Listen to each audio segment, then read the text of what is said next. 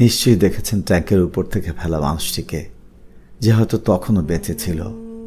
মানুষটির নাম শেখ আসহাবুল ইয়ামিন। ছাত্র ভাইটার লাশটা বারবার চোখের সামনে ভাসছে।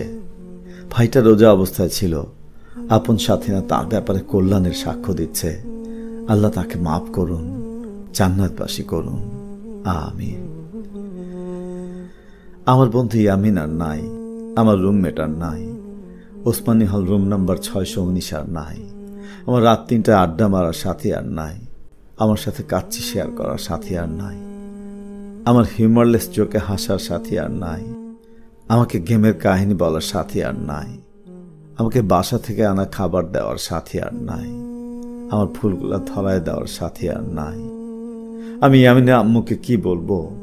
ইয়ামিনের সাথে আমার সকালে কথা হয়েছে, পরে ওর বোন আমাকে বলে ও বাসায় নাই। ইয়ামিনের আম্মুকে কি বলবো আমি? ওর আব্বুকে বাইরে পড়তে পাঠাইতে চাইছিল। ওর আব্বুর ব্যবসা ওর দেখার কথা ছিল। তোমরা ইয়ামিনের কি জানো? ওর সব কথা আমাকে বলতো। আমি আমার পুরা 22 বছরের জীবনে ওর সাথে সবচেয়ে বেশি কথা শেয়ার করছি। আমার সব সমস্যার প্র্যাকটিক্যাল সমাধান ছিল ওর কাছে। ইয়ামিন বুয়েটে চান্স পাইছিল, মেডিকেলও পাইছিল। ও 5 ওয়াক্ত নামাজ পড়তো। আমি না পড়লে টেনে নিয়ে যাইত। ও সুন্নত পালনের জন্য রোজা রাখতো ছাত্র অবস্থাতেই। ইয়ামিন সেদিন বৃহস্পতিবার রোজা ছিল। রোজা অবস্থাতেই সে জোহরের নামাজ মসজিদে পড়ে ছাত্রদের মাঝাতে যে নিজে গুলি খেয়ে শহীদ হয়। ওর আব্বুর পুরো ফ্যামিলি নিয়ে মালয়েশিয়াতে শিফট করার কথা ছিল, কিন্তু তারা যায়নি ইয়ামিনের দেশপ্রেমের জন্য। ওকে ফিউচারের কথা জিজ্ঞেস করলেও বলতো ও খুব সিম্পল লাইফ চায় আজীবন। শুনে অনেক রাগ উঠতো আমার। অনেক পোটেনশিয়াল ছিল ওর মধ্যে। আমাকে সবসময় বলতো মানুষকে আমার ক্রিয়েটিভিটি দেখানো উচিত।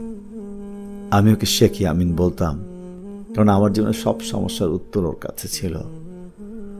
আর দেখব না ইয়ামিনকে মৃদু নিষ্পাপ মিষ্টি হাসি মুখটা নিয়ে সবার শেষে হলের ডাইনিংয়ের খাবার খেতে বসতে। আর দেখব না হাস্যজ্জ্বল মায়াবী মুখটা সবার সব সমস্যার সহজ বুদ্ধিদীপ্ত সমাধান করে দিচ্ছে নিঃস্বার্থভাবে। তার কাছে গেলে কেমন শান্তি শান্তি লাগত। নিজে সবচেয়ে বিনয়ী হয়ে যেমন সবার সমস্যার সমাধান দিত, তেমনভাবেই ছাত্রদেরও।